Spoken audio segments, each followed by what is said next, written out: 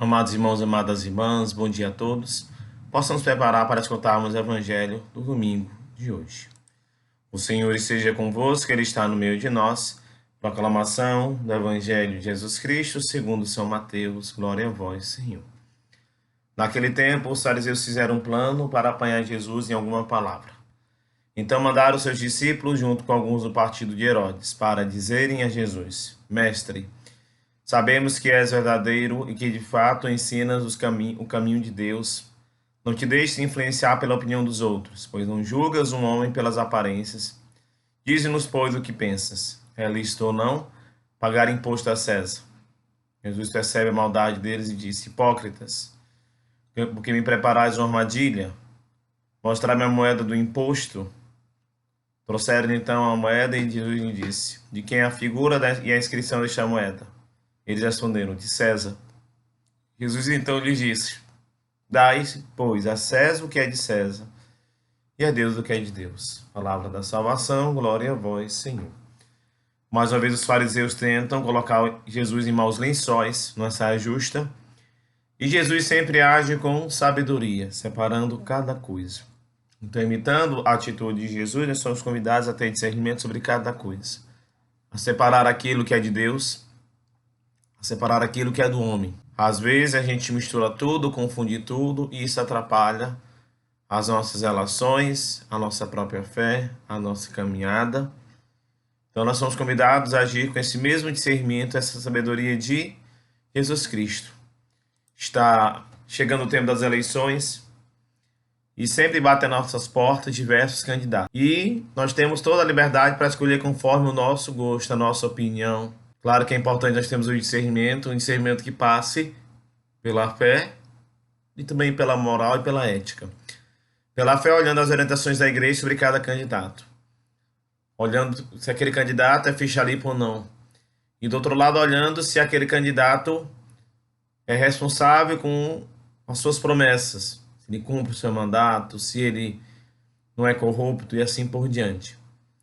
Então, nós somos convidados a agirmos com esse discernimento. A igreja, ela convida cada um de nós a sermos cidadãos para que a nossa sociedade, a nossa cidade, os nossos espaços públicos sejam cada vez melhores. Por isso que a igreja não veste camisa de partido.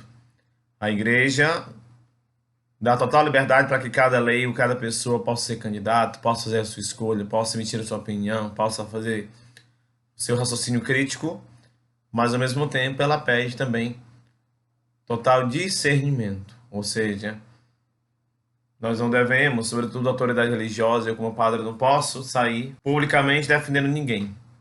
Claro que eu posso ter a minha opinião pessoal, de A, de B ou de C, mas eu não posso usar a imagem da igreja para defender nenhuma candidatura. Respeitar, dialogar, propor, cobrar depois, caso eleito, isso faz parte da nossa jornada, da nossa fé, da nossa cidadania, da responsabilidade que a igreja tem, de certa forma, com a sociedade. Porque quando nós votamos, não é um voto de olho fechado, mas é um voto de olho aberto. Um voto responsável, um voto consciente. Pelo menos é nisso que a igreja acredita. Então é importante que a gente separe cada coisa. Do outro lado, às vezes alguém, eu já vi essa experiência, né? Tem candidatos que às vezes têm a fé católica, são devotos de Nossa Senhora, participam como da Eucaristia.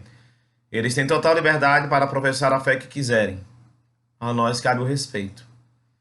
Mas é importante que, como gestor público, a gente possa também ter a autoridade de cobrar. Seja aquele candidato que é ligado à igreja ou não. Ele não foi eleito ou ele não foi votado por conta da igreja. Mas ele foi eleito e votado porque, de alguma forma, ele recebeu a confiança de cada pessoa. Então, nesse sentido, o nosso evangelho é muito pertinente, porque os fariseus queriam que Jesus se comprometesse com César. Colocam Jesus na casca de banana. Um fato interessante é que o imperador naquela época ele se achava a figura de Deus. Ele se achava como se fosse Deus, tomando seu poder, a sua autoridade. Mas Jesus Cristo, ele inverte os polos e nos mostra outro caminho. Então que a gente possa ter discernimento sobre isso. Perceber que cada autoridade pública, sobretudo as eleitas que passam pelas nossas próprias mãos, não estão acima de Deus.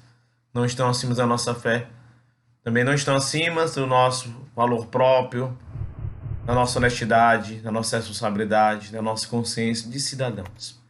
Peçamos a bênção do Senhor e rezemos desde já para que Deus nos ilumine nas nossas eleições que se aproximam agora em novembro.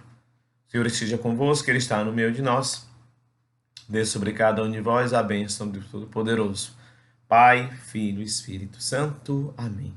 Permanecemos em paz e o Senhor nos acompanhe. Demos graças a Deus. Temos todos um excelente domingo.